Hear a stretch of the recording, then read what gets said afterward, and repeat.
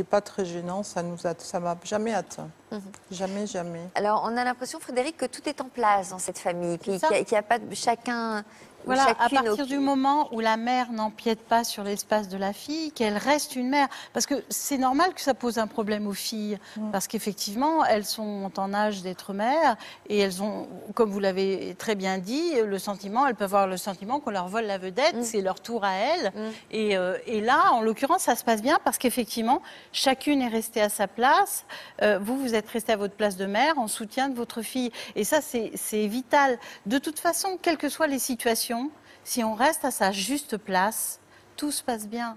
Ouais, oui, mais c'est pas toujours facile à trouver. C'est ça. Hein, la bonne place, Exactement. la bonne distance, la juste place. Là. Comment vous réagissez, tiens, Alison, comment vous réagissez à cette histoire? Vous auriez adoré que votre maman assume les deux. Hein? On sent à quel point vous avez souffert, vous. Hein. Et vous, comment vous réagissez à leur histoire? On comprend que ça a dû être très difficile. Mais bon, Alison était très jeune quand elle a eu son enfant. La maman sortait d'une séparation. Donc chaque histoire est différente.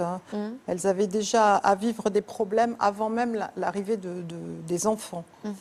Alors que nous, c'était des couples en place. Donc il n'y avait plus qu'à penser qu'à l'arrivée des enfants. C'est quand même bien, bien différent.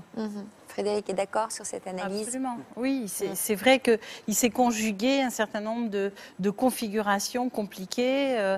Et effectivement, le fait d'attendre un enfant seul, c'est déjà pas simple. Et effectivement, vos précédentes maternités avaient été compliquées.